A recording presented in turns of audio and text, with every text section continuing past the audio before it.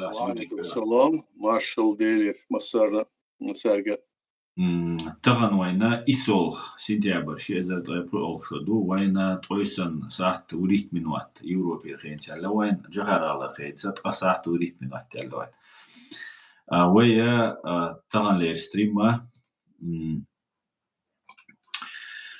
تبعي شوز بريتو يو شوز بريستو 55 на платформе открытого диалога информационно-аналитического центра Президиума правительства Чеченской Республики Ичкерия. Стрим у нас будет на чеченском и русском языках, и называется он «Обзор ситуации в мире и Чеченской Республики Ичкерия». Ну, я как обычно, передаю вам слово. Аяду Идиго.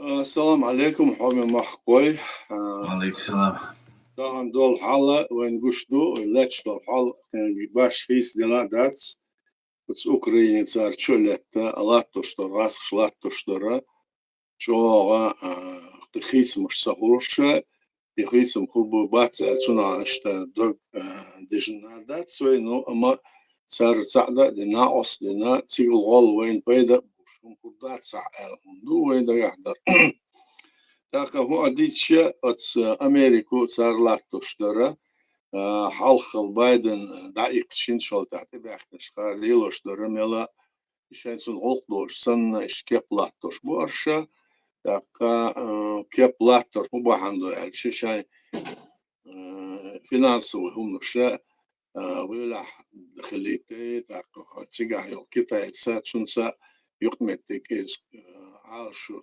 يوقع يو ويوروبي أوكرانيا إذا أسوق دوش داس نوش مقطع قيبرش نوش مقطع جورجي قيرش مدار وبشة هي خد سيو وهي خردات سنده ويت سهيدو إش أتصار أوكرانيا طولن بيعتشا وأتس أوكرانيس признание شت أقوتس جورجيس признание شت أقوله وي حلق وي خلق ودنيا دونيزم تساوي حبين بالنق سوتيحا وي تخربو اشتا دق احدو شمدو وي دويتش درا تاق موها دلع وي لا تشتر هدو الش وي تاهنا سيالخنا تو حلقة وي حدي عندر هدو خلق دغتش لا تشمدوير وي هلق ديتا وي دنيا دعت احنا دوتشن اوتسيكا بيحكم وقت محكا مسيد بقى أزر شبع $1 متجوزي دا بقى تسيق شيء غاس كموت بيش قيمة بيش نها وش العيرش بوش أزوايا بوخ بوز وين دال عدل لا تدو سيجا وعينا دو إز دا كان عايت يشيو استينا شو مثلا نخوش دو إذا اشتهم دو داك الدنيا دلاش دول نزم تسا هواي بتشال كل خلشة صبوختي دا تصدو شو دا تصدارش كنيا وين بوتسل وخوشدو إشت وخلقو بيت ستسم بو دنيا دو فندوش نزمو لاتو شمدو إستان أقار لاتو شتر أمريكي قيشنا وقار لاتو شتر أمريكي بريزيدنت زارا أخوين غلقنا سو ويت إلاتشتو أصبوختي رتشنغ ساحات سدو إمجنرون برا حات سيو ديمقراط حات سيو سيجح زار حات سيرا هم بحمدو موعدو الخيات شغل نيخ نميل إذا خلشة وين شنو حقوشتر سودو الشيء صار أول شو ما دات وي غلط عديد صار ساتبول سيجر أمريكان سشقي برشيشت أصلاً سونا قيشان برش خلشة وي غلطن قباش ترجو يشبات شيء ثانية ترجو يشبات إذا просто для отчетности على общественной организации قارح ليرشو قارح بليرش مختص بالوينا أستيب ناوستي يحقر دوزدات سو حقيقي يعني بوختي دعبوين ستخبرش ديش فيش بوناخبوي إيش دخابرش يهودو صوش تسكيتش ليشبو شاي هوليل ديز صوش دار شو لحظة تساليلوش دفوده الشيء تكتسا بعنا سوى خلق كوشتي خيني واتسارنا شاقيتم تسا إيش إيها باها عاي شاقيتم تسا تعز ديش تتعيلوش نحبوش تكتسا بعنا بوسوش بتشاب قولي تساش بو ويش سيجو كونفدرات سكول يعني شو مش بو قوزا باش كينك بيش بو وشو ويخلقوا بين ستسم دنيا تلات نزم تسا حدين هم دوت سونسا بالبوش أميش دو نجاها شاغل قل دال شول تاعها هين صار شاد دوش در هم دو ها تريسبورت مت أوتيزن أميش دو صار أخوي مثلا هادي شو أتسكليرش بودي عدل دوشة وأربع بيلبرش سمزاتش بوش شاشين تيتل تاع بوخ بوش ويخلق دير خلق حالات سمن دير بوخ بوش واليوش نا بوي سكايت سنبيون عبون نا سالات تشدر بلغلا وين قشدو يقوش موضع سارتية تتذكر مياتش سارتية طلعت تشت مصمة يقوش ده موضع الشيء سرسي بتشعق يقي ويدو يعني اشتي تذكر ميش تصير تاخد وين كنستور دعبلا بوش دعبلا وقت اشتروا جوات كنستوتسي توي بتشعق يوشياتر أتصنع دام داتس إذا رسي تقاطع ختم بتشعق قول داتر يمش ديش ليش مش وتصار ليش بول وين تحبول شينا إن تصبول صار ناخه يهودو تصوش إميشر دالة تصوش أمير ديش ليش بو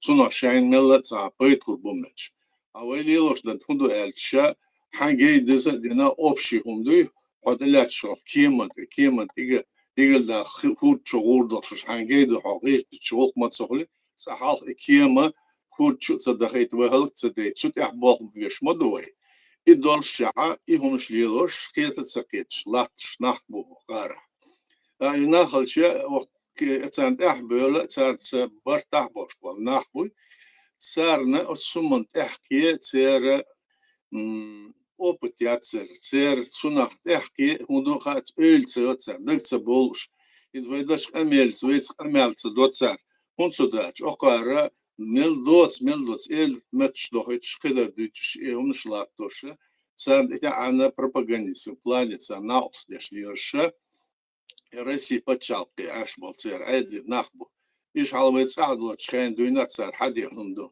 ويبلغ تصحوا بيدات صدق ألشة وي بتشالق وكل بتشالقي يصير ومو صار أتموسط شوي موخ دعلت شو تيجر موخ قرات باقن تيجوا عادل وخلقوا عادل كل دول عادل مت وتين وخلقوا خرج دول عادل بتيجر دوتشة صنع أول ديمقراطية وقارسنا ديمقراطي خير وجر ولي أميش ضيق إذا هناك دو وجدو بيحمل لهمش ديس دينا ملش أوت سنيو إلا حسمشو ملش أوت سن نعبو إلش تغالط دال تغالط دور تسقول إساس تغالط شدو أتس ديمقراطي تسوق مسومان إحتقوش دين واي وقل واي همنا سوت إحقوش وحليلوش دين هما يكرت دولهم دويك إزكمش يخوت تطش كرتم حالها تيتش إزكمش يكرت دولهم دوي خلقو يعادل خرج ديزر يهم يغات التنيلو شو مشتار صنع وقيت تيشتو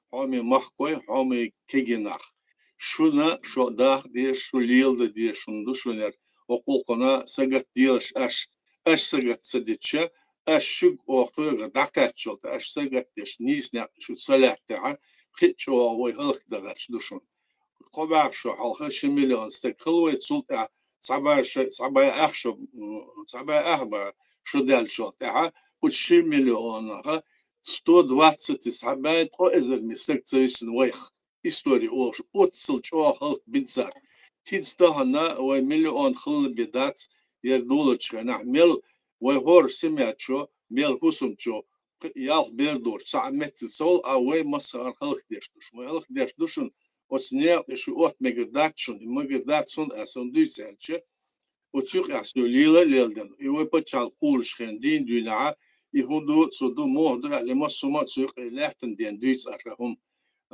سوق قنا شو سم خلش كجينا نجحسن شين إيش خلش سما سخينا سندوت شو ما تعدلك بخ أبوش مش على ديتس كيت شوشن أخ يقع وقيش نحو قيسات يشون فيسبوك شو قيش نح يشون أمير ديش يشون ساعة ورسنا هاي ليش أمير ديش داتشون أقار بولا ديش قار حالها بلير أوروبي أمريكي قيش نحر بول بالليرش وتوا ماستر شو فينانسو أبيسبيتش ليرش شو مش دوشتناش إيش دويل شو لها ديشون إز خلش شونا وين مثلا خوش صار شو قدرات شونا على أرتشون قيسنا خذا جين داخل تيشرت أمريكا تسلط وما ملا إسحانيس لرد على إيش دوجيو هو لوش دوه مصو سوت ويا بول بيشدو ويا سمنت بولش نيق لوخشدو سوت سجت ديشدو جو سجت ديشدو مو خردوتسنا يا ديرك دنيا تلاشتو نظامدو شار لاتوشدو سينك حجنا سيك وي متك ميشايو وي موخلروردر وي خلق وهلك موخ دويتر داتسر وي موت وي عادتش وي موخ وي ايور زامنا وي خلق دنيا داتسو دوكش موخردر اسئله سون öyle şumdu ve dünya dost lazım çakılın paçalkıyor şa i paçalka kıyıç paçalksa bir daha merza a eşe ve homoy ve setsem iç ve dünya dost nizam ne gün ayıl paçalksa sar ne oluyor şuma der adah idu ve iyo al şu alırsa مثلا استح هذا ديرزدو زغاس قمت تقيش أو أميرش ده خاطرش ده لعت سنا جوبلوش تا أميال دير دقو أصلا Barkalaya deresul.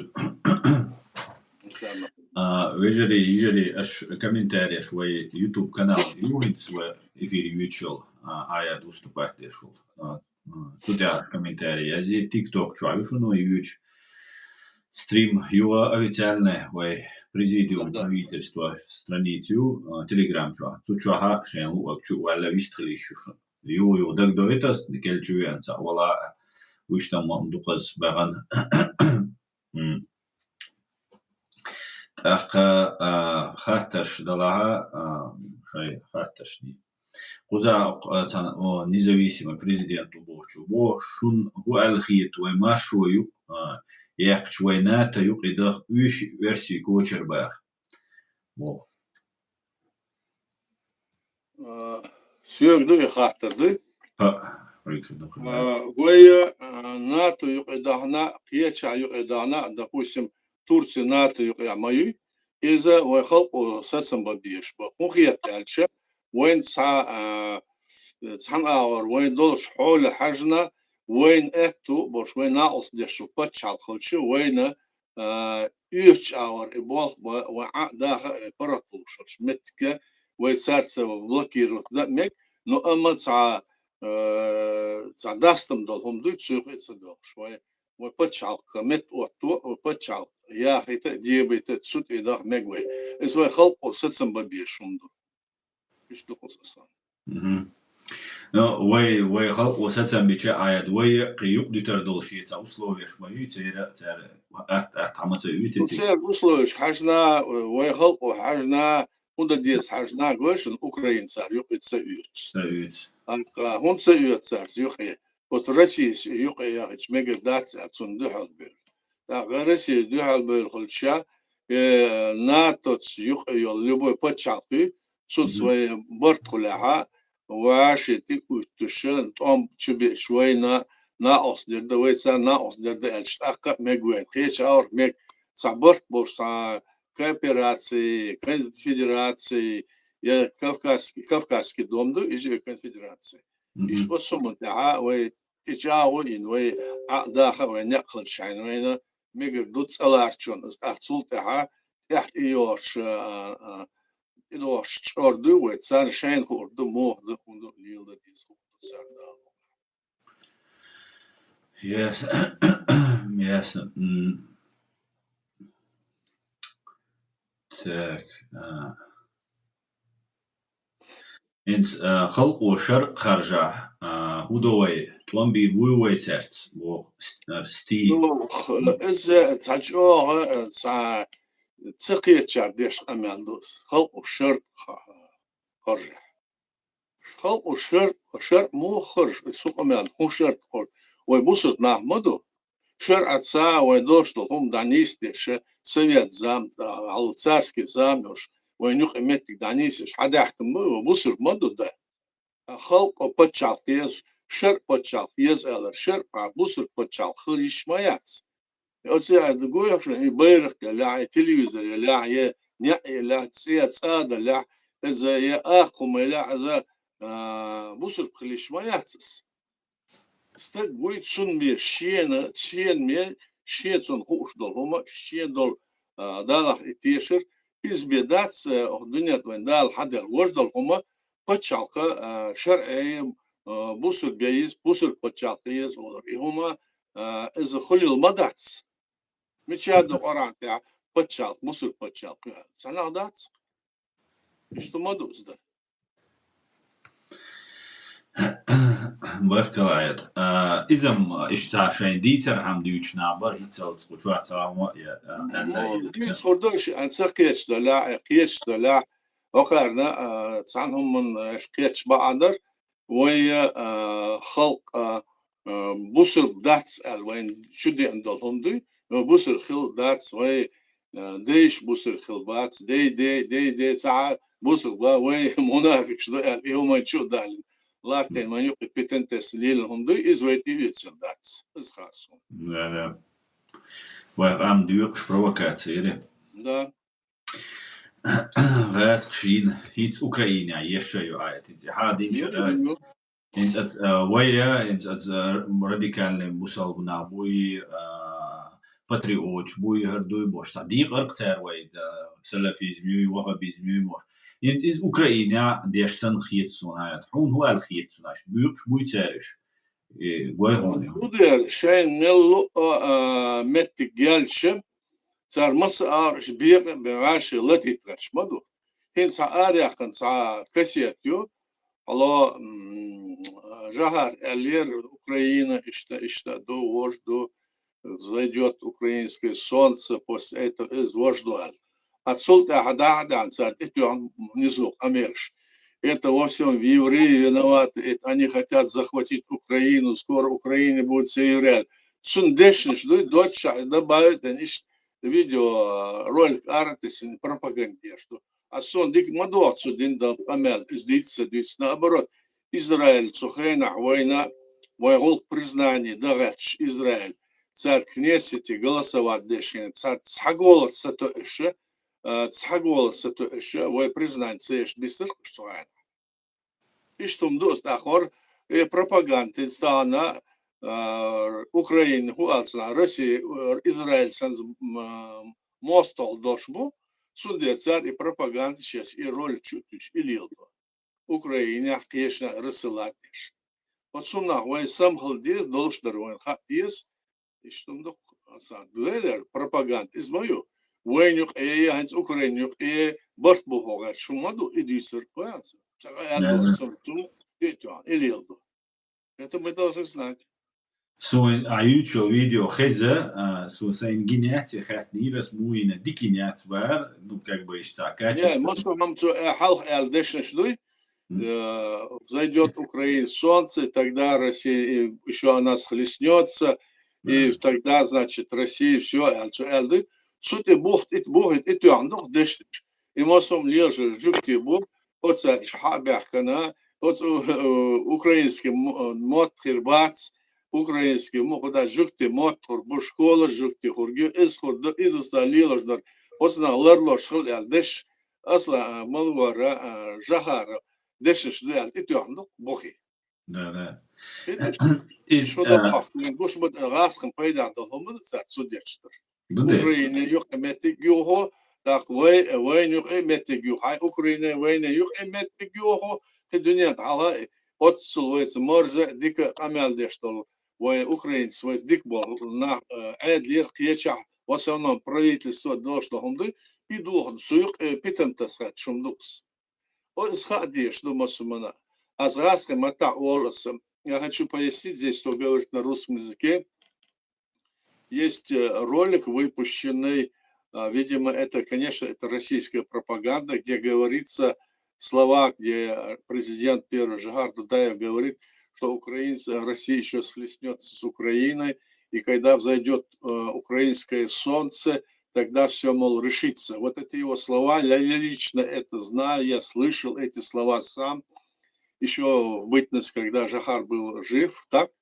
И теперь я вижу, распространяет ролик, в котором здесь добавляет слова, якобы это сказал Жахар Дудаев, что здесь дело в том, что, значит, если это все делают эту всю войну, это организовывать евреи, они в конечном итоге придут в Украину, захватят, и там будут уже еврейские школы, языка украинского не будет, и все такое. Вот такая вот добавка идет. Это провокация. Это провокация направлена против украинцев, против чеченцев и против Израиля, которые дружат между собой сейчас в этой схватке, которая идет. Мы знаем, вот какую провокацию сегодня готовят господа из Кремля. Это их пропаганда. Этому верить нельзя. Я как свидетель тому могу сказать, что этого не было. И я еще добавлю, что были, значит, тогда наши заявления о признании наших государств многим, скажем, государств, в том числе Кнессет. Тогда была информация о том, что Кнессет Израиля голосовал, и их голосования не хватило одного или двух голосов, чтобы сделать признание в пользу нашу. То есть там вопрос рассматривался серьезно в отношении нашего государства. Так что я хочу вот сообщить всем, что это провокация, которая сегодня вот так вот распространяется Кремлем, ей верить нельзя. Спасибо, Аят. И знаете, Аят, еще очень сильно распространялась информация, что на Кавказе, у нас там живут наши горские евреи, и что на Кавказе евреи хотят создать новый Иерусалим, там новый, там туда-сюда. А в итоге в 1944 году, когда нас под видом депортации нам устроили геноцид, кроме евреев, все заняли дома, ну практически все, не будем за всех говорить, кроме евреев отдельно, которые не только не строили Израиль новый на нашей территории, хотя, ну как бы нет хозяев, то почему не строить? И если они планировали его строить. И когда мы возвращались, они единственные, кто нас там встречали с лезгинкой на платформе, на перроне и так далее. Поэтому это такая старая, излюбленная тактика пугать евреями. Все возвращается. Все они говорили, ты правильно говоришь, они говорили, тогда была пропаганда, что хотели чеченцы все выслать, там построить, значит, планировали, значит, на этой территории Израиль, значит, чтобы там построить, а не там, и что вот такая ситуация. Когда чеченцы вернулись, евреи, все, которые, вот, допустим, им отдали наши дома, они их сохранили все, и все вернули тем хозяям, которые вернулись. Никаких проблем. А с некоторыми другими представителями соседних народов, не народами, а некоторыми представителями проимперских, с ними была большая, значит, проблема. Они не хотели освобождать эти дома. До сих пор даже в некоторых местах это существует. Это существует и в Ингушетии, пригороды, район они захватили, передали туда, где раньше ингуши жили. Ну и в Дагестане такая же ситуация. Так что в этом отношении надо быть здесь, конечно, очень справедливым. Мы не можем говорить того, что не было, потому что тем самым мы потом окажемся в ряду тех, кто говорит неправду. И нам тогда не будут верить. Нельзя это делать. Все. Спасибо. Да, ты прав. Так, я вот хотел тоже вопрос задать, ну вот на русском языке его задам, потому что это очень, мне кажется, важно, чтобы не только чеченцы это поняли. Вот сейчас вроде бы вырисовывается картина двухполярного мира, где с одной стороны Китай и ее сателлиты, с другой стороны США и ее союзники, и западные вот страны, западная цивилизация, которая не только, конечно, на Западе, она и Япония, Восток и так далее. Они вот, мир как бы делится. Вот мы видим на наших глазах, на мой взгляд, происходит такое вот деление.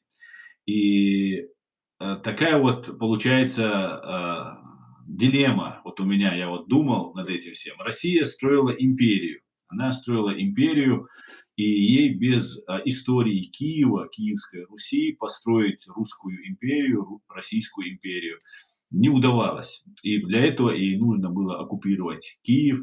Об этом писал Бжезинский, который говорил о том, что без Киева, без Украины Россия – это не империя.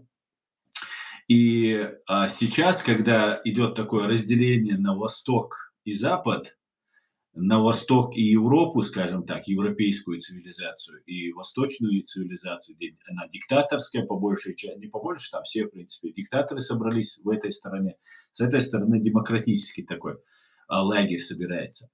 И, как известно, в Америке, например, белый человек называется кавказец, они говорят, когда полицейские задерживают человека, они сообщают, Кавказоид, да. да, кавказская раса, и это на России об этом говорят европеоидная раса, ну так, в Америке. Они специально делают, потому, чтобы не обозначилось, и чтобы кавказцы этим как бы не возгордились. Не гордились, да. Чё? Совершенно верно. А сами никто, сами сброд разных народов. Да, абсолютно. И вот получается так, что европейская цивилизация, которая, наверное, на ближайший век будет противостоять вот этой восточной диктаторской или тиранической системе управления, оказывается, что мы, кавказцы, это грузины, черкесы, чеченцы, которые вот заселяют и являются автохтонными народами, коренными народами Кавказа, остаемся под оккупацией России, то есть союзника Китая, сателлита, ее марионетки, уже фактически можно констатировать, что Россия уже становится марионеткой Китая. Как-то нелогично получается, европейская западная цивилизация оставляет нас там среди этих диктаторов, и как у России, которая строит империю без Киева, как-то будет ли будущее у такой цивилизации? Я надеюсь, вы поняли, что я хотел сказать. Я понял, что ты хочешь сказать. Мы об этом часто говорим, но хочу сказать, что после Второй мировой войны было принято современное международное право, в котором было сказано, что в любой стране должна быть свобода личности. На основе свободы личности была принята всеобщая декларация прав человека. На основе этого был, значит, устав Организации Объединенных Наций, и на основе в рамках этого принимается принцип международного права. Эти все принципы международного права одобряются этими странами, которые около 200 государств мира. Так вот, в этой ситуации подход к этому вопросу в некоторых стран различный. В современном международном праве они считают, что можно это оспорить, и говорят, что вот мы это так будем делать или так будем делать. Вот, допустим, они говорят, свобода личности – это те условия, когда народ может избирать себе власть. Народ избирает действительно власть. А вот этих недемократических государств, таких диктаторских странах, как СССР, сегодня Россия, Китай и другие некоторые страны, насколько бы они не были богаты, насколько бы они не приносили пользу или сколько бы они не давали человеку там в своей стране и финансы, и не обеспечивали сколько, все равно они, те, которые сидят у власти, это диктаторы. Они считают этих людей, которые их в стране считают людьми низшего сорта, которые они, мол, якобы обеспечивают, как будто это свыше им дано. Поэтому вопрос здесь стоит в том, что диктаторские режимы, они являются режимами, которые сегодня борются против этой демократической системы. Идет борьба между этими двумя системами. Никаких других там разных скажем, движений или систем, или они ее берут и развивают на части, многие части, потом разбирают это, говорят, это так, здесь так. Да, где-то везде все бывает ошибка. Но в главном вопросе, вопрос в том, что власть должна избирать масса людей, то есть граждане этой страны. Так вот, эта борьба идет сегодня. То, что они взяли нашу страну, которая была вот так вот по современному международному праву создана после развала Советского Союза, что они ее, значит, не защитили и не дали нам возможность возродиться, то есть не поддержали нас. Правда, нас поддержала Грузия, признала, вот теперь нас признала и Украина, что наша территория незаконно оккупирована. Это есть признание. Но ее нужно следующие шаги делать. Пока что вот идет война, мы пока ожидаем, что вопрос изменится в будущем. Мы считаем, что изменится, и отношение к нам изменится. А тогда Европа и, скажем, Соединенные Штаты Америки, они там вот это, как его, это Джейми Карс, или как его звали, ты мне говоришь, Джеффри, который там рассказывал, это что за Чечня, там ее на карте не видно. Да хоть там один человек был, его права должны соблюдать. Это что за монстр сидит там и рассказывает эти вещи. Ругает он власть Америки. Позвольте, я вам дам прослушать это видео. Это 3 минуты. Я скажу, докажу потом, да. Он ругает, сидит, Америку ругает. Он сам американец. Попробовал он эти слова сказать в Америке. Да его тут уже запрятали, что больше его никогда не... Вот это и есть свобода слова, это есть вот эта вот ситуация, в которой его же не трогают, его же не сажают.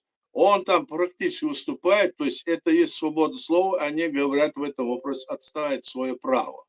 Поэтому чеченский народ, это народ, древний народ, и мы не собираемся сейчас отходить от своих позиций, не собираемся уходить от чести и достоинства своего народа.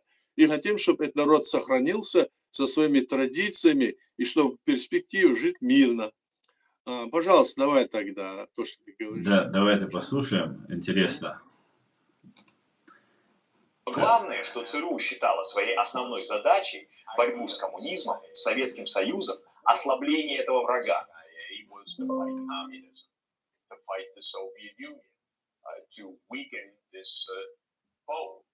Но у вас было 2 ядерные сверхдержавы, и вы провоцировали, вы подставляли другую сторону. И это очень-очень опасно. Ну, короче говоря, это продолжалось и после распада Советского Союза в отношении России.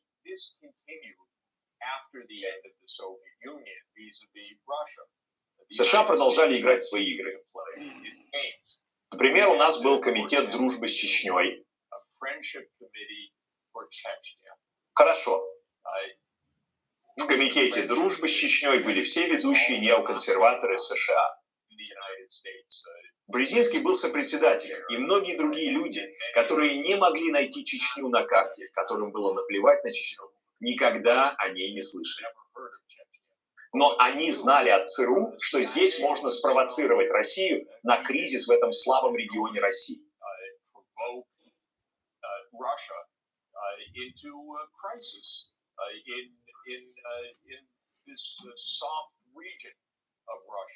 Ну, это то, во что превратилась Украина. Потому что идея Украины была в том, чтобы расширить военное присутствие США в Черноморском регионе, чтобы окружить Россию.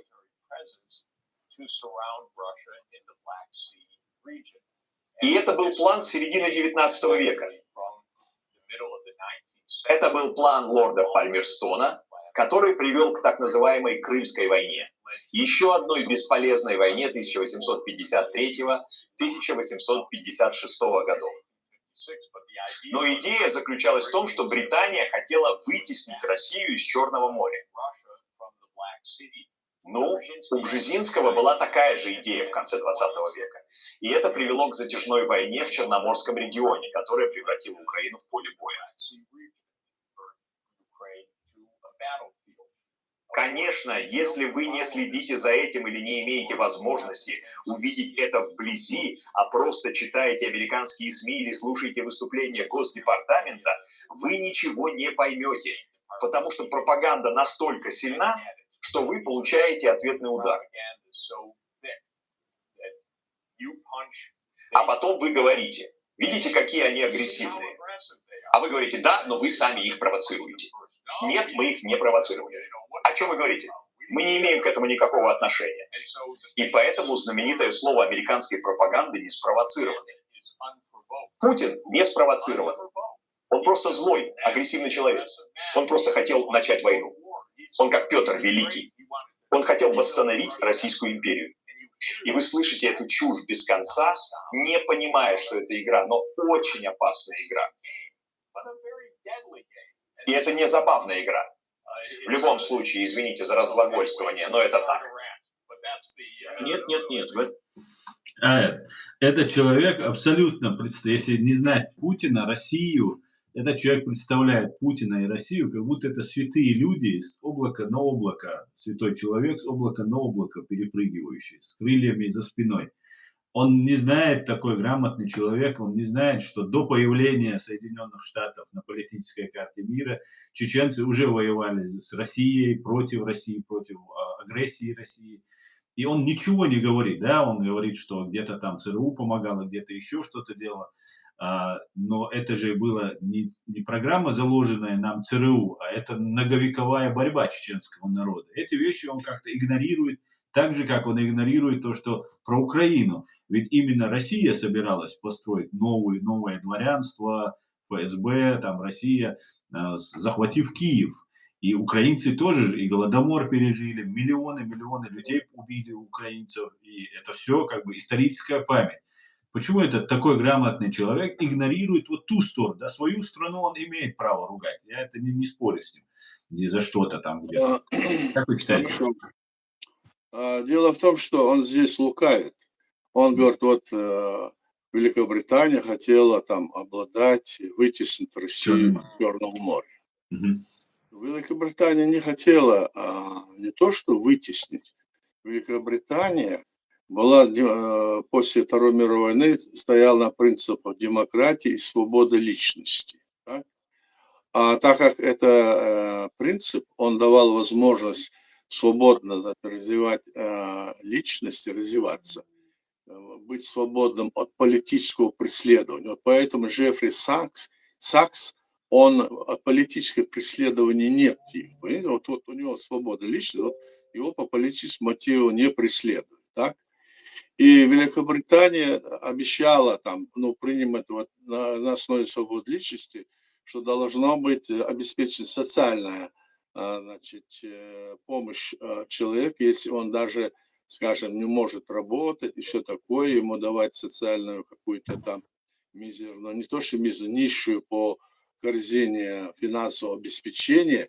И это было записано в этом тут и сейчас. То есть вы не просто как там обещают, вот мы это сделаем, как в Советском Союзе говорили, мы вот сейчас накормим, оденем, обуем, а потом человеку дадим свободу личности. Это говорил о том, что так они говорили, они сами управляли и хотели дать. Они должны были взять и дать возможности в этой стране, дать свободно избирать власть. То есть речь шла о власти там. А здесь то, что говорит этот Сакс, это вопрос такой, он пытается обмануть простых людей, которые не понимают себя. Причем тут это? Дело в том, что при условиях демократии и свободы личности возможность была развиваться человеку. Они могли создавать предприятия, они могли свободно иметь, информацию, полностью всю информацию, которая есть в стране, кроме секретного в военном плане, так, которое запрещено. И в этих условиях они могли создавать любые предприятия, там, кооперативы, как там в Советском Союзе это было, или другие, и развиваться, и создать какие-то корпорации. Они начали за счет, даже если в этой стране не было никаких ресурсов, возьмите Японию, возьмите Францию, или возьмите ту же Англию, посмотрите, у них нет никаких в этом смысле ресурсов, по сравнению с тем, что есть в Советском Союзе, колоссальные ресурсы, колоссальные, и то больше, чем в любой стране мира, они нищенствуют. А в этой стране люди живут богато, скажем, относительно богато их. Они получают зарплату, скажем, в 5, 6, 10 раз больше, чем в России. Они по помойкам не лазят никто. Они живут достойно, и в любой момент они выходят и борются за свою, как говорится, за свои права. Вот завтра, кстати, во Франции будет массовая демонстрация, потому что они не принимают некоторые положения, которые принимает здесь власть Макрон, а вот премьер-министр уже там принял решение, что он уйдет в отставку. То есть вот здесь вот такая ситуация. И это при том, что вот такая ситуация. А этот говорит, это потому, что он хотел возродить империю, он не виноват, как Петр I. Это что за блеф или какая-то чушь какая-то он несет он. Какое там возрождение империи? Если он что, считает, что можно людей подавить, если ему много там дали возможность в этой стране жить и содержать себя, так он сейчас видимо, скорее всего, он служит этой империи. Вот мне такое мнение о нем складывается. Так что этому человеку, то, что он говорит, нет никакой основы, чтобы он такие вещи говорил. Украина или другая любая страна по численности малочисленная и по территории меньшая, они имеют право жить в современном мире и избирать себе власть. Вот тогда эти страны, эти народы будут развиваться. Конечно, не без проблем, конечно, не без ошибок, но это есть продвижение, которое есть в современном международном праве. Лучшего пока еще нет. Как говорил Черчилль, премьер-министр, скажем, Великобритании в свое время. Вот такое вот мнение у меня об этом Джеффри Саксе. Спасибо. А то, что он говорил про то, что про кого он говорил, про тех, которые комитет Чечни создали, да? Да. Да, в этом смысле он точно прав. Я как раз непосредственно участник, который участвовал на встрече в Лихтенштейне, то есть в Лихтенштейне я не был, я был в Женеве, где там местечко Ко есть, так? Где они встретились, где должны были бы говорить. Они препятствовали моему приезду туда, они договорились вместе с нашими так называемыми сегодняшними самозванцами, что наша территория есть часть России. То есть они ее преподносили как часть России, как ты говорил. Как она могла быть частью России, если этот народ в рамках международного права провел все, шаги и принял решение о воссоздании своего государства? Что этот Сакс говорит? Это совсем не соотносится с современным международным правом. Он кто такой? Он диктатором мог стать.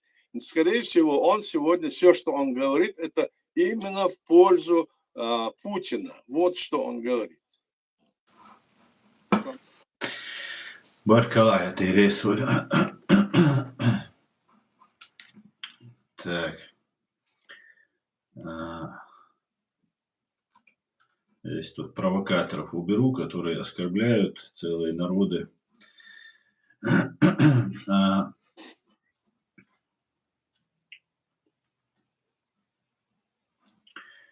Так, вопросы, друзья, пишите, задавайте вопросы.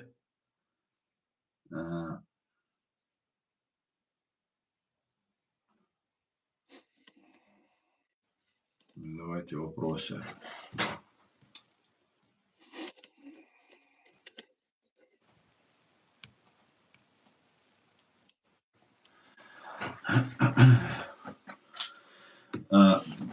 Вопросов нет. Тогда я задам вам вопрос. Вот у нас в Германии очень часто происходят то какие-то поджоги на железной дороге, то обрывы проводов. Вот у нас вчера поджоги были, несколько дней, неделю, 2 недели назад был большой пожар устроенный. И канцлер Германии Фридрих Мерц сказал, что Путин является военным преступником и самым опасным в настоящее время. Как вы считаете, достаточно ли меры принимается для того, чтобы вот у вас во Франции, я думаю, тоже вот эти провокации есть и будут, скорее всего, но Германия это вот у них почему-то главная страна, которую они вот взяли за цель, как говорится. Может, это связано с тем, что ГДР была частью когда-то Советского Союза, и Россия хочет восстановить вот эту ГДР. Как вы считаете, достаточно ли делается, и что нужно делать, чтобы это остановить? Ну, это уже вопрос внутренний каждой страны, и, допустим, Евросоюза.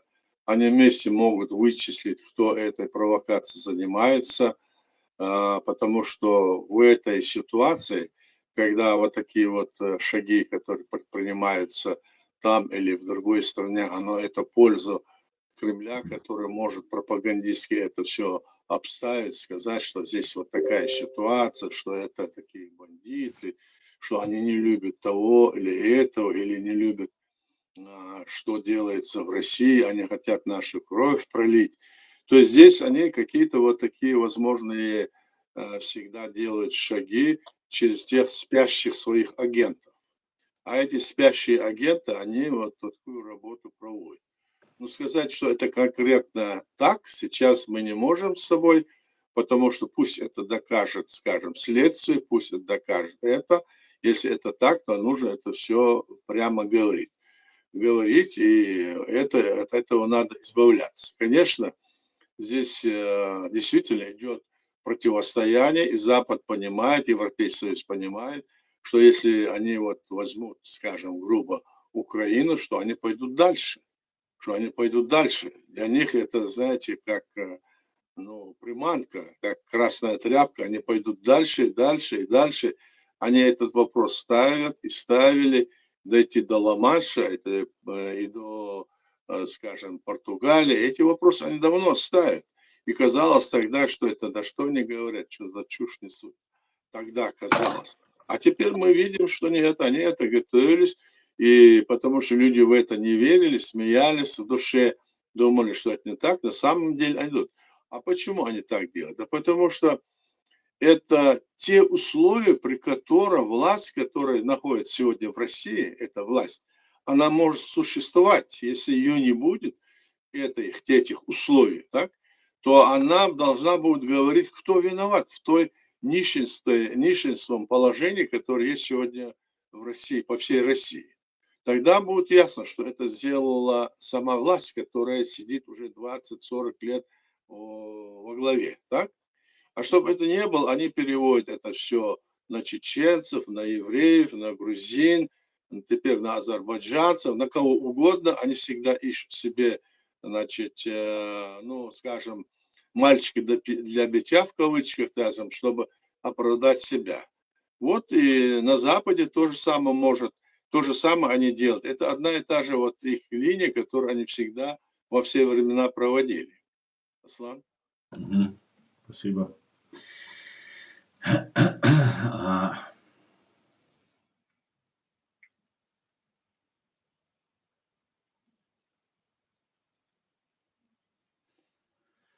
Вопрос. Поменяется ли Россия, если Путин уйдет с президентского поста? Ну, здесь зависит от того, что в любом случае, если он идет с президентского поста, поменяется она или нет, здесь трудно сказать. Ведь, смотрите, Ельцин-то ушел с президентского поста, пришел Путин, поменялся, нет, еще хуже стал. Надо, чтобы поменялась система. Вот система власти, которая будет не имперская, и прямо решения будут принимать, когда народы, если такое движение сейчас возникнет, или оно есть, как будто бы говорят, на самом деле вот на Западе мы видим разные, движения, которые из себя изображают каких-то там либералов, демократов. На самом деле это те же самые люди, даже среди них участвуют люди наши, которые мы знаем, кто они такие. И к ним еще пристегиваются те, которые раньше были, не то что раньше были, и раньше религиозные фанатики к ним приплетываются, они их тоже подбирают, и где-то они там вместе выступают, говорят, то ли, но... То есть иногда воздается такое мнение, что же они ничего не понимают, что ли? Нет, они все понимают прекрасно. Они хотят просто использовать любые возможности для того, чтобы вот как-то, даже на Западе, понимаете? Ну, видимо, здесь есть какие-то ограничения, которые не позволяют им в той или иной сфере, действовать и не воспринимать это таким образом, то, что им выдают, прям они вот выдают что-то, говорят. А что было прежде, чем они занимаются? Ты прав, когда мы говорим о воссоздании нашего государства, о деоккупации. Это, видимо, до сих пор Западу не нужно. Так? Но мы за это боремся, и Украина в этом плане нам сделала очень большую, как говорится, помощь. Они признали, что наша территория оккупирована, они признали, что совершен геноцид сейчас народа, и мы надеемся, что это сделают и другие страны Европы, особенно балтийские страны, скажем, Польша и все европейские страны в этом случае поддержат Чеченскую республику Ичкерия, которая по праву создала свое государство, и будет отметать все те заявления, которые сегодня здесь делают разного рода самозванцы. Взгляните на их действия, на их историю, и вы увидите. Мы же рассказываем то, что есть, мы стоим на позиции современного международного права, позиция нашего народа, который в рамках международного права создал свое государство. А те ярлыки, которые на нас навешивают, как раз таки некоторые из этих людей, о которых я говорю, из числа наших так называемых людей, они как раз провоцировали это. И тем самым, заблуждаясь или не заблуждаясь, они ввели вот эту ситуацию, которая случилась у нас, когда уже в 5-й раз на нас напала Россия, то есть раскол сопротивления они организовали. Поэтому здесь надо было бы, значит, и этим странам, видимо, не до нас, как бы говорят, не до вас. Но я удивляюсь, я помню, как один высокопоставленный чиновник вот, Европейского Союза меня уговаривал отказаться от нашей, скажем, идеи. То есть согласиться, что вы часть России. Я как могу согласиться? Если я соглашусь, разве это будет так? А эти люди, о которых я вам говорю, они везде и всюду принимают такие решения, в Женеве, ну, скажем, в Швейцарии, Лихтенштейне, Копенгагене, да и в других своих всех действиях, они принимают такие решения, соглашаются, что наша территория есть часть России. Но они не имеют на это права, это самозванцы. Поэтому мы их предупреждаем, что нельзя на это вестись и не давайте себя обманывать. Аслан? Мгм. Спасибо, спасибо. Так. Друзья, задавайте вопросы. Ночи шайхата шла. Я здесь дюшер душун вистрелу шайга телеграм-канал ча. Президиум страницы, а вистрели шушун. Уз чая зехин скуза герман бочу язина. Ночи у отца. Он по-русски пишет здесь. Как вы думаете, война в Украине поможет нашей освободительной войне? Такой вопрос. Но в любом случае победа в Украине для нас это помощь. В любом случае. Это значит, справедливость восторжествовала. Это значит, Россия в этом случае оказалась пораженной. Это значит, что надежда на те народы, которые в составе России, тоже и увеличится их. А нам, если Россия будет изгнана с территории Украины, и это будет рассматриваться международным трибуналом, наша, скажем, страна, наша республика, она тоже окажется в этом ключе, можно рассматривать, чтобы ее освободили. Международный трибунал может вынести решение о том, что незаконно, а оно другое не может принять, потому что мы приняли все решения в рамках международного права. Поэтому война и победа Украины в этом вопросе для нас очень важна. Поэтому наши люди там, наши добровольцы там находятся, они бьются вместе с украинцами, как могут. Потому что еще в свое время к нам приезжали украинцы, помню, командир сейчас Сашко Белый был, и они там бились и умирали, и наши, значит, власти их награждали. Так что вот такая ситуация складывается между Украиной и Чеченской Республикой Ичкерия. Вот ситуация, которая сейчас в Украине складывается, то, что США сейчас, фактически немного отстранились, хотя помощь продолжает идти, там в этом смысле как бы все нормально, но какая-то риторика Трампа, которая всех путает и сбивает, путает карты, перемешивает. Как вы считаете, Запад, Европа может сделать так, что она тоже потихонечку начнет отстраняться? Я, например, здесь у нас в Германии Мерц говорит, что Путин военный преступник. Например, у нас тут приезжает Собчак, она здесь где-то ходит, интервью берет. Здесь агентура, здесь у нас в Гамбурге проживает, открытая, потомственная своя агентура. Они здесь живут, их никто не трогает. Там какой-то концерт русскоязычный у нас здесь в Германии человек там анонсирует.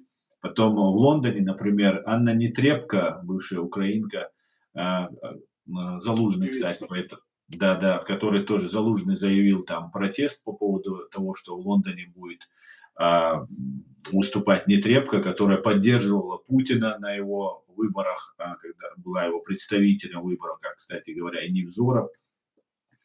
Вот эти вещи, как они как-то коррелируются, как это все вместе сосуществует? Теракты, диверсии, какие-то непонятные поджоги. Здесь вопрос такой, вот смотри, на Западе есть такие законы, и здесь люди как бы не то что стараются, требуется законопослушание, так?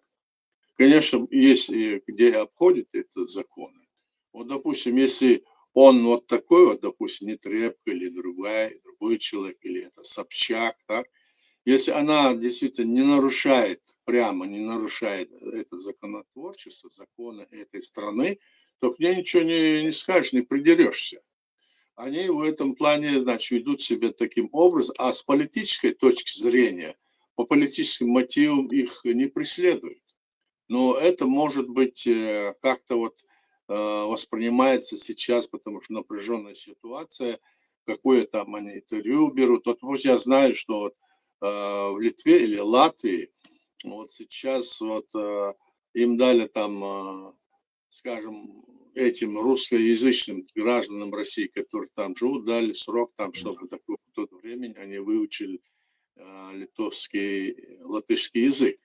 И вот многие сейчас, которые не выучили язык, в октябре должны все покинуть. По-моему, где-то около 100 человек. То есть они требуют, чтобы они ассимилировались, чтобы они перестали быть гражданами, скажем, России и жить в других странах. Вот в чем вопрос. И они требуют это. И также, если это отношение будет и к тем, кто приехал, и мы видим, чем они занимаются, что они являются сторонниками имперской России и этого агрессора, то, соответственно, в этой стране могут быть приняты какие-нибудь там шаги для того, чтобы блокировать эту вот такую вот работу, которая расхолаживает ситуацию и в пользу, скажем, Кремля.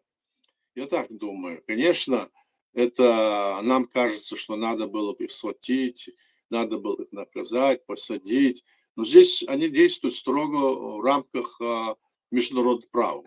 Даже наши вот некоторые деятели, которые здесь только вот мутят воду, им тоже как бы нельзя это сказать что-нибудь, потому что по закону или по другим вещам, которые нужно же там доказать, он говорит, нет, не так было, нет, не так было. То есть здесь вот принцип вот этой свободы, принцип, значит, свободы от политического преследования, он, как говорится, есть в ходу.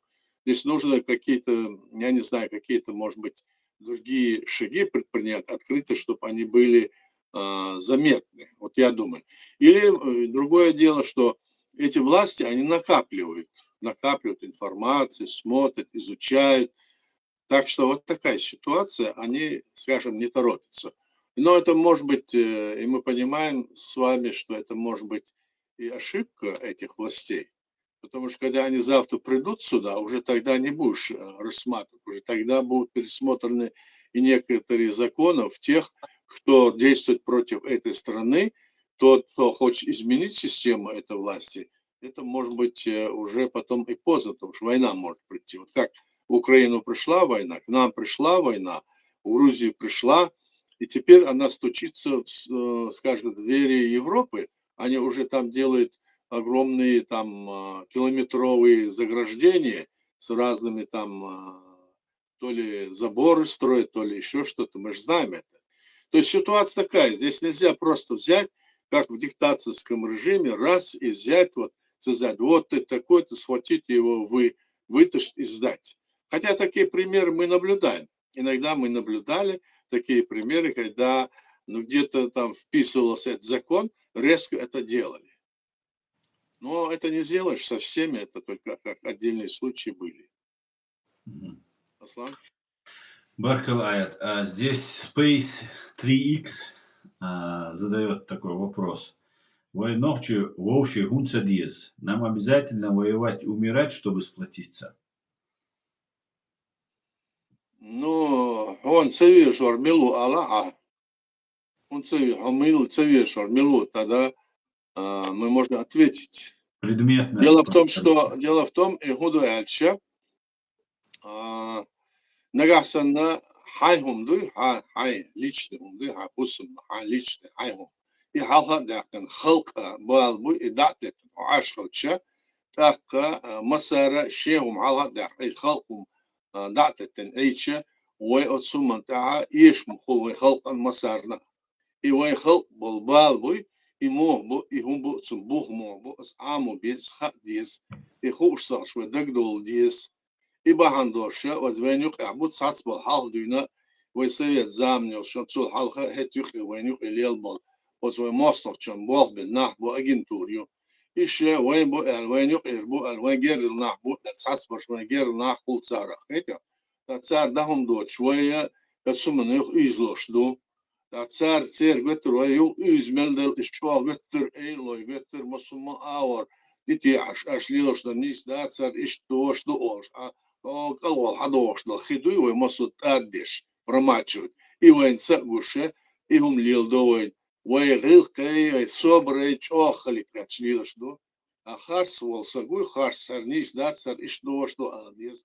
وي خلقوا تياس بالساتسم بو دنيا نزم تسا طبعا هو مخا عش ولا ميتشا مخا عش ولا حونا حي دوش دو تسينو حي دكومنت مسوم دوش كل شاف وتشرح ارا يكن دعوان شول تاعها تسينو حق دات حي كيخ داش يوه يتشا ها كيخ يش دات ساعة دات سال خيتر سن يسل دو هندوس كيخ دوش دار بوخ بولش بو وكيخ بوخ بولش بو اسعلات ديزوي ويخلقوا تيات سسم تعلات ديز دنيا تلاتش نيزن سا ويتصوم تعلات ديز ويصار داتو ساتو سشة ويفناتك شدو إسلام سي فوندمنت دو أول إيه مش مصر ديسة مصر ويا حلقة تشة قيش قام بالناح قيش بتشال بالناح وي صا درجش يعني إيه مش ليل دو وين دعاء وإيش دوت اللي دعيت ديز ويتسا دينسا قيشون دولهم دوي إسبراتو يويل خا ديس نو أما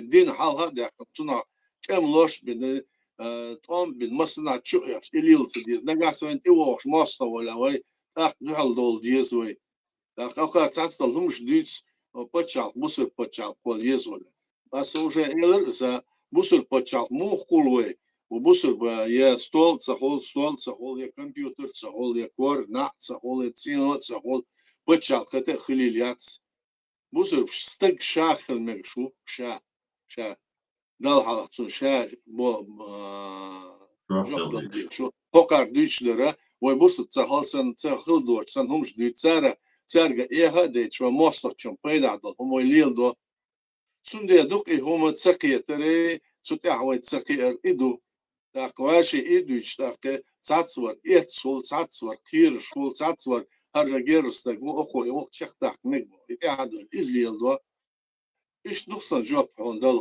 ميلورس وصوم Space X. فلسطينيس Space X 3X Space. إيش نقصن جواب وأصوم تاعها خيتشل ديز خيتشا وين بيد عدر الله ديز وين مسارنا Да, не стоит. Башкал Дересхует. Ми шлях, человек с ником Ми шлях, вопрос. Ваше мнение по поводу Беларуси? Это тихая оккупация? Да, это тихая оккупация, потому что избранная власть во главе с Лукашенко, это понятно, что это сотрудник Путина, так скажем. В общем, это видно. И это все понимают. Это тихая оккупация, да. Фактически сдает, получается, да, Лукашенко? А что он может сделать? Он бы не мог прийти к власти, если бы ему не помог Путин. Это однозначно. Это он бы не победил бы там. Это видно было, как белорусский народ встал и начал бороться и за свои права. Но потом все случилось так, как случилось. Они просто подавили это мнение, они просто их, не буду сейчас распространять, что тогда делает, надо поднять и почитать, как они там все это раскручивали. Это был фактически российский режим там восстановился. Мгм. И из него там они изображают как страну, которая есть якобы независимая, суверенная. Да, это страна, но в этой стране власть находится в руках тех самозванцев, которые захватили ее незаконно. Баркал. Эд, шалом, дорогой, приветствую. Так.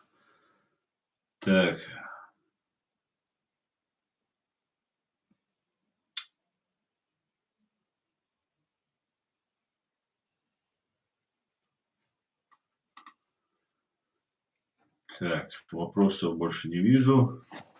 Общаю вопрос. Машу,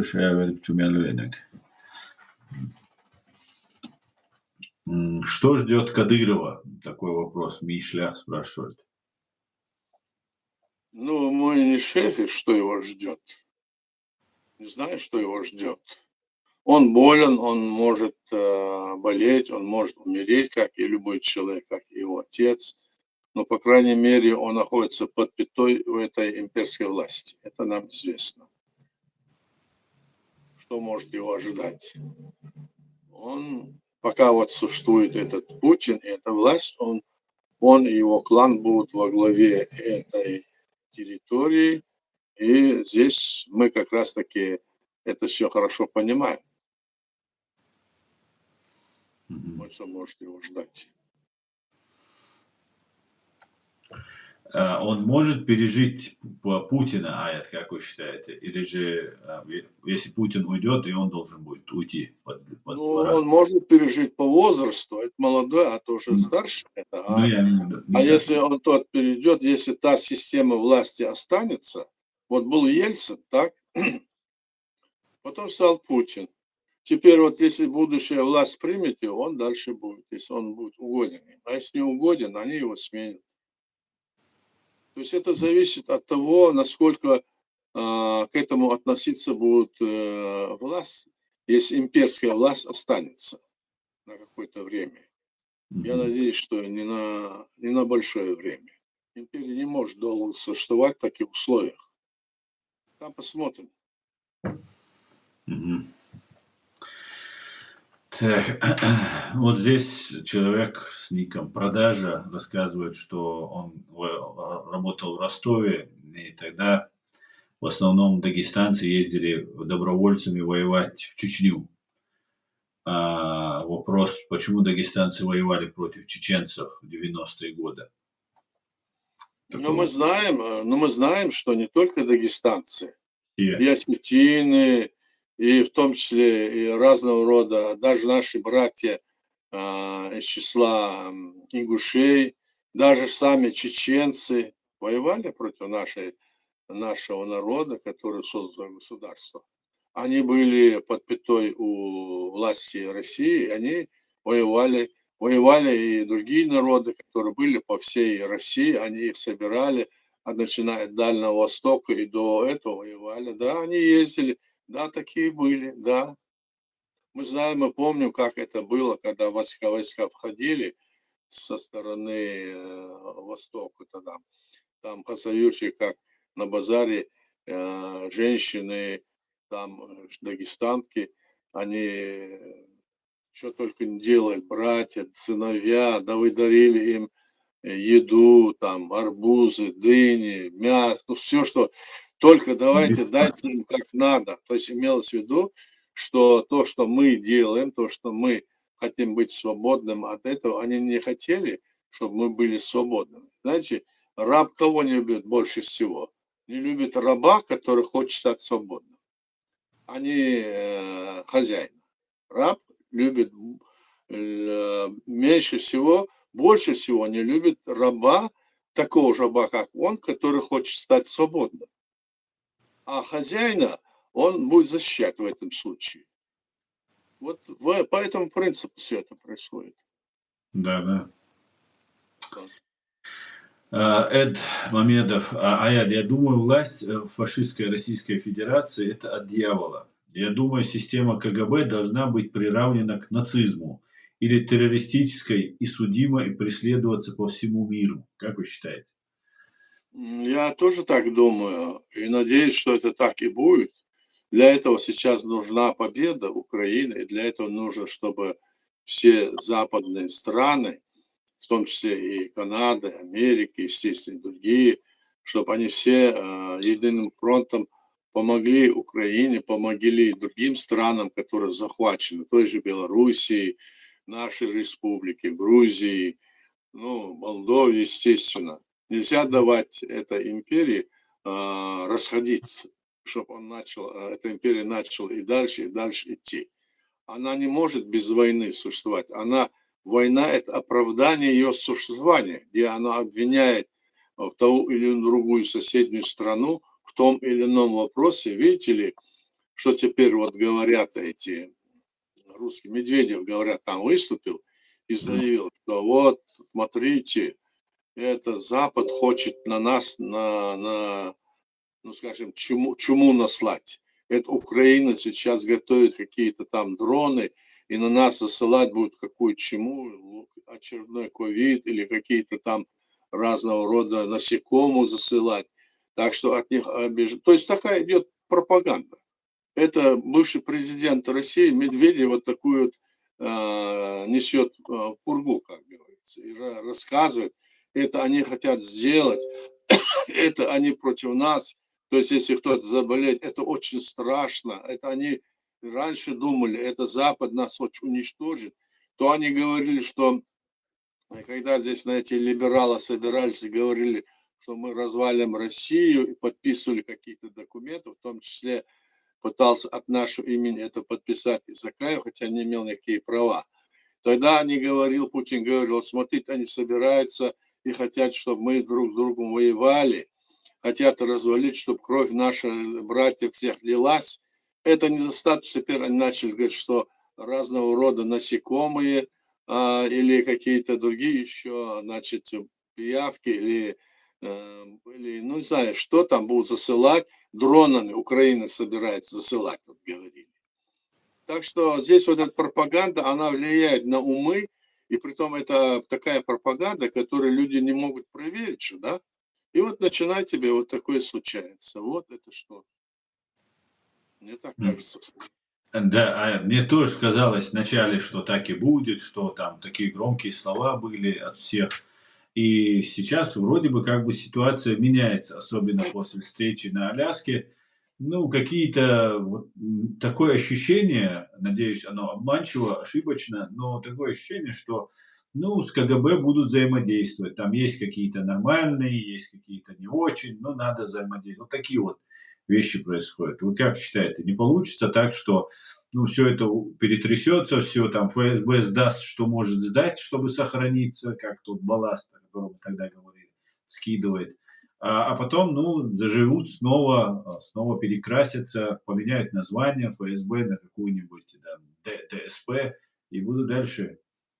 Это возможно? Ну, вот сейчас мы это говорим, да, идет борьба между диктаторскими вот этими странами, демократическими.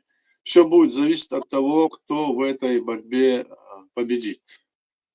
Но мне кажется, что диктаторские режимы не победят, хотя они принимают решения быстро, они могут принять решение быстро, они команду дали и выполняют. А западные страны, и это все, они пока примут решение, пока обсудят, пока переговорят, то в Париже, то в Вашингтоне, то еще где-нибудь, то потом еще соберутся в этом, в Украине, везде. Они решения быстро не могут принимать, потому что это общее как бы решение. И здесь в этом плане есть, вот в военное время есть свой, как говорится, минус. Но все равно, по большому счету, это важный момент. Тоже вот и есть минус, но все равно это важно. Вот такая система, она более живучая и более приемлема для личности, для человека. И здесь я так думаю. Все равно это диктаторский режим, он, который был еще раньше, во все времена же были диктаторские режимы, короли, цари, до этого разные империи, Они все же рухнули, вот с 19-18 века они рухнули, так, Да. и появилась же демократическая система власти, которая сейчас, скажем, на Западе, в Америке, ну, как ты сказал, Японии, Южной Корее там, и так далее. Так? То есть эти системы власти, они фактически, как ты видишь, они самые развитые, они самые, значит, свободные, люди свободны в этом плане здесь. Хотя не без недостатков все равно, так? Но в отличие от этих, по политическим мотивам их не сажают. Если у них нет жилья, негде жить, то, пожалуйста, не то, что пожалуйста, им дают, значит, минимальную оплату, скажем, по корзине, так называемой, так, и дают им жилье, то есть им дают помощь социальная есть. Вот это есть, мы же видим, это в Европе есть. А в этих странах, посмотрите, там этого нету. Там, значит, вот ты дает, вот он хозяин, он тебе все говорит. А здесь вот сейчас вот есть у нас, вот, скажем, во Франции президент Макрон, премьер-министр. Вот 4 года, 5 лет, все, теперь его будут другие через какое-то время переизбирать. Другой будет, потом другой.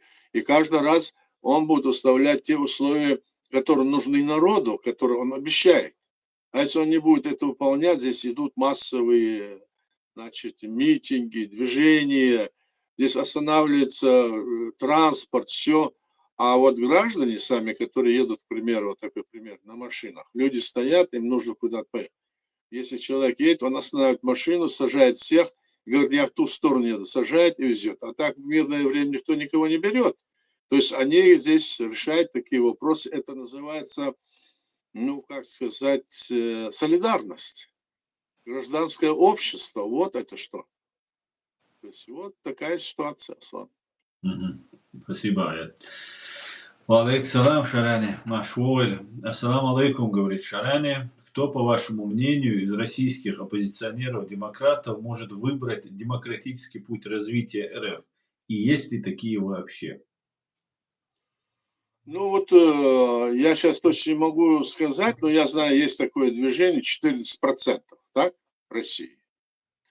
Но они там как-то сейчас развеяны, они находятся в разных, и в России, и везде. У них нет единого руководства, они там по очереди как бы, значит, меняются, то один, то другой. И, ну, по крайней мере, их позиции, мне кажется, правильно, они поддерживают и нашу, признают, что наша республика незаконно оккупирована. Это в России такое движение было. Сейчас эти люди есть тоже, но мы надеемся, в случае, если вот ситуация изменится в пользу, что на них обратят, им помогут прийти к власти.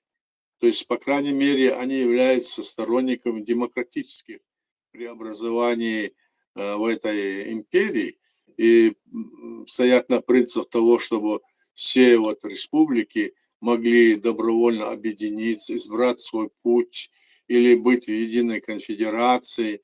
То есть у них вот такие вот идеи. Я об этом знаю. А чтобы какой-то лично кто-то один был, или коммунисты, которые сейчас там выдвигается, вот есть такой Толстой, вы знаете, да, вот он там выступал, говорил, что там все воруют, все там, значит, деньги перекидывают на Запад, они его раскручивают, там они вставали, ну, целая там система внутри России, что миллиарды там воруют и все такое. И этот Толстой сам такой же был. Ну, вроде бы он сейчас прозрел. А где гарантия того, что, ну, хорошо, что он выступает, но нужно делать так, мне кажется, это какой-то ход со стороны Толстого и, возможно, согласованность с властью, может быть. Вот такая ситуация, мне кажется. Интересно. Здесь в ТикТок Герман задает вопрос. Туран, это чем нам Туран поможет? Это вообще серьезное движение? Ну, Туран это такая, это же не конфедерация, это просто, скажем, территории или народы, которые являются, ну, скажем, культурное объединение, культурное, да? Какое-то культурное объединение или что такое. А чтобы они объединились в единой скажем, кулак военный, экономически могут между ними развиваться отношения, и с ними можно нам тоже сотрудничать, так? И другие народы, даже Украина говорит, что могла бы с ними сотрудничать, потому что она будет взаимовыгодна, так? И мы не должны быть против этого, но мы имеем свою систему. Это значит, этот уран, он может быть полезен, может быть, всем, но пока неизвестно. Это же такое дело, пока все эти территории практически находятся на бывшем, скажем, пространстве бывшего Советского Союза, и этому будет препятствовать Россия, мы знаем. Они под себя снова хотят подтянуть все, что было в Советском Союзе территории, и даже те, которые были еще в царской России. У них такие планы. То есть эта борьба вот здесь в этом плане будет. А Туран это такое, значит, идея такая, по крайней мере, на сегодняшний день. И она как-то воодушевляет эти народы, которые практически говорят на одном языке. Вот так я думаю. Может ли представлять нам Туран, вот эта вся культурная, этническая, языковая, вот это такое объединение для нас, для чеченцев, представлять для грузин, например, для армян? Армяне очень боятся, что там с турками у них будут проблемы снова. Могут ли для нас представлять угрозу? Я понял твой вопрос. Но здесь это будет, если она будет так, это же какая-то конфедерация свободная, так? Это же не будет империя. Это какая-то конфедерация свободная, которые будут экономически взаимодействовать, дружественно будут друг другу. Но в каждой стране свой язык, своя культура.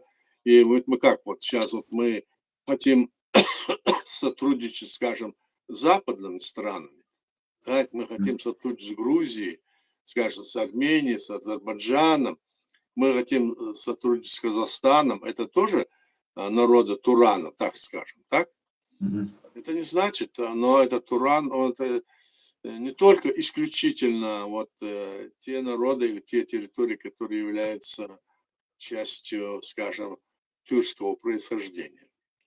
Мне так кажется. И слушал недавно одного турецкого там эксперта, и он заявляет о том, что американцы пришли вот на Кавказ на 99 лет, там подписали договор о намерениях там и все такое, именно для того, чтобы не дать Турции снова стать империей, стать не просто культурным, языковым объединением, а вот именно конфедерацией какой-нибудь или уже какой-нибудь федерацией или империей.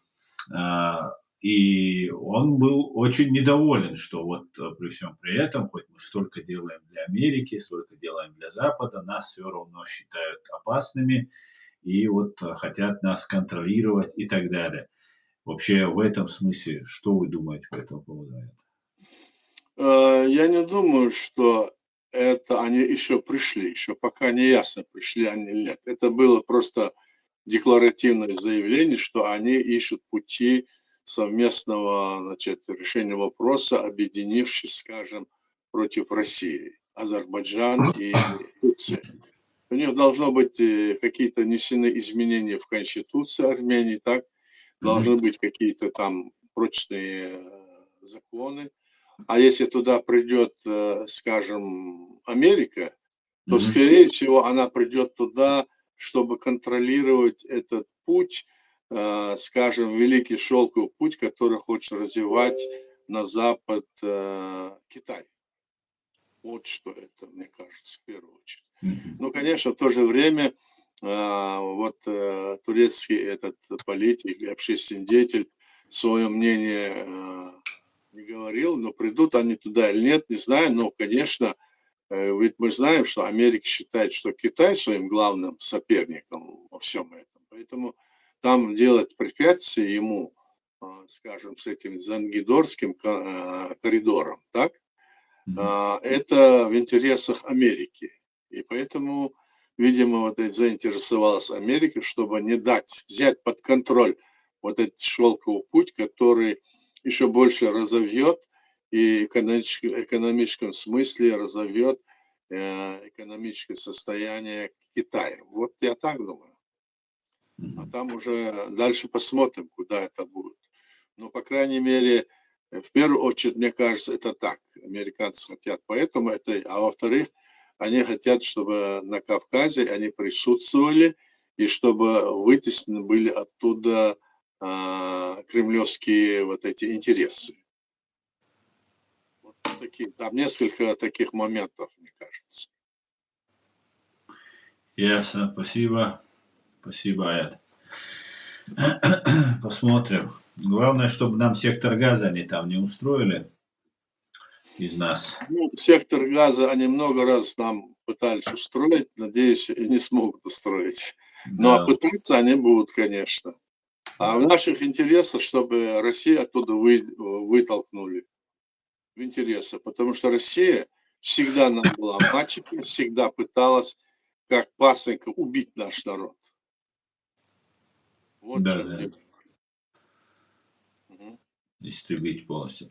А вот наш сосед, Грузия, которая потеряла свои земли, южную часть Южной Осетии, так называемой, и Абхазии, которая практически сейчас просто нищая до безобразия. Вот Абхазия доведена просто до состояния просто таких мелких воришек.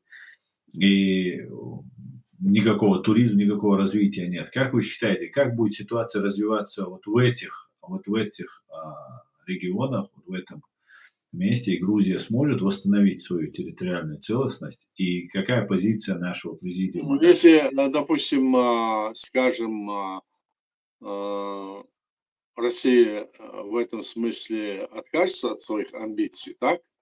Тогда можно эти территории, они могут возродиться снова, скажем, они же были частью Грузии, так? Ну, а вот эта Южная Осетия, так это территория действительно Грузии, безо всякого. А вот Абхазия, они могут, там они пытались договориться между собой на каких-то там условиях, но все равно вот эту провокацию Конфедерации народов Кавказа, когда тогда зазывали разные народы, мол, бороться против имперской Грузии, они раскрутили вот это все. Это была КГБшная организация, и туда даже ездили и наши чеченцы, и наших чеченцев они там делали как бы чуть ли не самыми главными в этом противостоянии, что только не говорили. Война была, и это было организовано Россией. Это известно. А что там будет, уже это будет зависеть от населения самой Грузии, так, и Абхазии. А Южная Осетия, там тоже этот вопрос может решиться. Это нужно, чтобы вот этот вопрос, который сейчас вот с этой военными действиями, которые организовывает, скажем, ну, Россия, которая напала на Украину и на другие республики, это все можно потом рассмотреть с точки зрения международного права и решать это. Это надо решать открыто и по нашей ситуации, по другим ситуациям, которые Россия, нынешняя Россия незаконно захватила. Фактически это захваченная территория России, как и восточная территория Украины, как и Крым, естественно, южная, в смысле Крым сам южная территория Украины, я имею в виду. Мгм. Будем надеяться, будем надеяться. А сейчас Турция заявляет о том, что турки-месхетинцы могут вернуться на территорию Грузии, идут переговоры. Это для чего делается, как вы считаете? Для чего сейчас вспомнили о турках-месхетинцах, о которых не вспоминали там, почти 80 лет? Ну, это политика, кто его знает.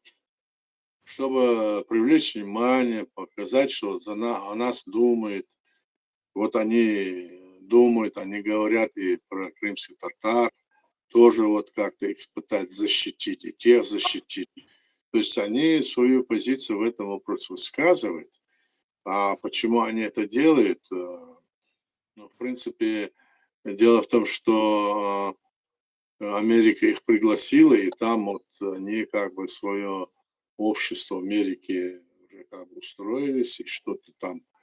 Я сейчас точно не могу сказать, как, что, ну, и Америка им всем дала, как бы, значит, убежище, или они граждан уже, может, стали диаспорой. Это вот это вопросы политики. Почему они это делают, это можно обсуждать, рассуждать. Но, в Мгм. принципе, их не так много, чтобы они могли приехать и все такое. Сегодня пока что вопрос, может, как-то это обговорено. Не знаю еще, точно не знаю. Мгм. Баркал, Аят. Друзья, если есть вопросы, задавайте. Если нет, я предлагаю завершить наш сегодняшний стрим. Мгм. Вот последний вопрос, раз попросил, пожалуйста, если можете, ответьте, будет ли война между Россией и Белоруссией? Вот такой вопрос. Между Россией и Белоруссией как может быть война? Нет, пока там сидит этот Лукашенко, и пока там они не объявят полную независимость от России, не может быть и речи об этом пока. Потому что мы же знаем, что там полностью вся разведка, все секретные службы полностью оккупированы фактически этими структурами власти, это Белоруссия. Хотя там Лукашенко высказывает какие-то действия, маловероятно, что это будет эта война. Мгм. Но самое важное, чтобы там восстановилась власть народная, чтобы восстановилась. Вот это самое главное. Да, совершенно верно. Дигду. Мегаду, Дерей свой. Я предлагаю Самое завершить наш главное. сегодняшний стрим. Ага. Дерей свой, спасибо всем, кто принимал Бархам, спасибо участие. всем тоже. Дерей свой. Дигду, Адикюэр, Маш Ойр. Всего хорошего, до свидания. До свидания всем.